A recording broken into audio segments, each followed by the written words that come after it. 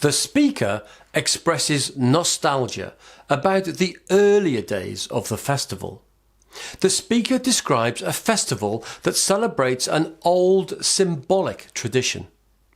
The speaker says the festival supports worthy causes. The speaker wanted to fit in with the crowd at the festival. The speaker prefers smaller festivals with a special atmosphere. The speaker was impressed by the number and range of cultural events. The speaker had a frightening experience during the festival. The Calgary Stampede is held for 10 days in July. We call it the largest outdoor show on earth. Over 1 million visitors attended every year. There's a rodeo, wagon racing, agricultural exhibitions and concerts. Come and see for yourself.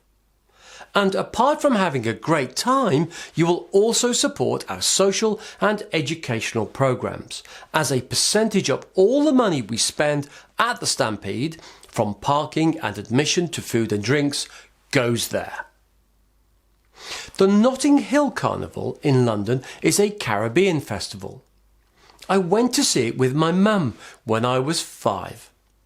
The only thing I remember though is that it was terribly crowded. No wonder. After all, it is one of the biggest street festivals in the world.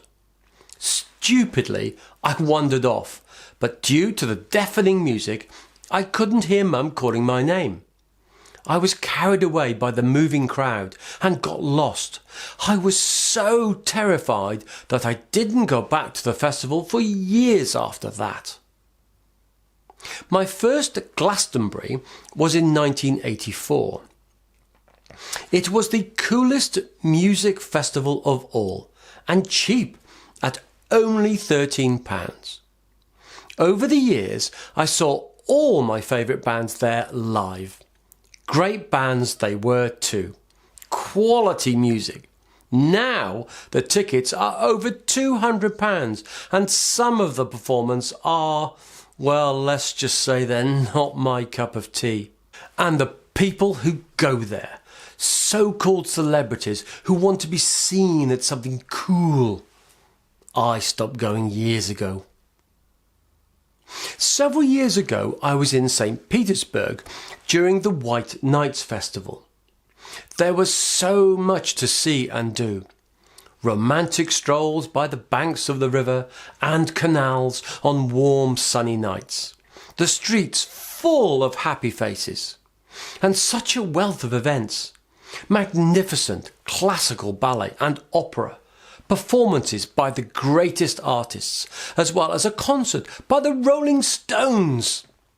And unbelievably, I watched a pretend naval battle with pirates in boats on the River Neva.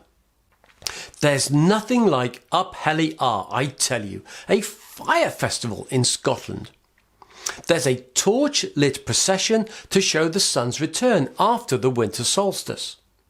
The torch-bearers are all dressed as fierce Viking warriors with helmets, shields and axes.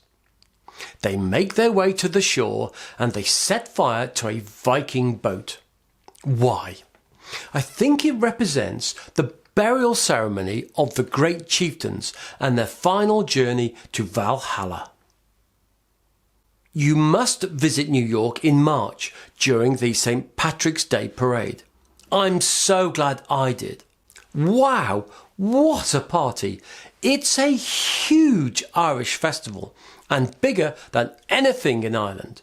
People wear green, the traditional colour of Ireland, even if they aren't Irish, and watch the parade on the street or on television.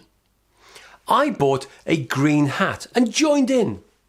For lunch, I had a green bagel and a green Coke.